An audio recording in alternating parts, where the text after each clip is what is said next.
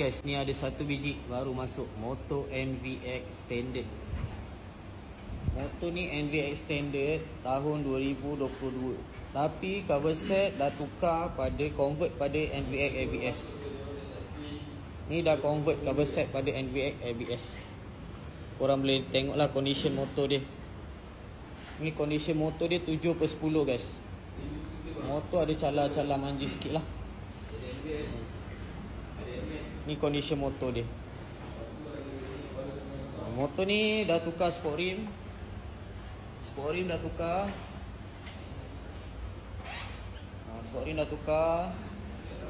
Lepas tu absorber belakang dah tukar all-in. Ni absorber all-in harga boleh tahan juga. Kiri kanan dah tukar absorber. Yang lain semua masih standard kilang lagi. Mileage datang dengan 22,000 saja guys. 22,000 saja.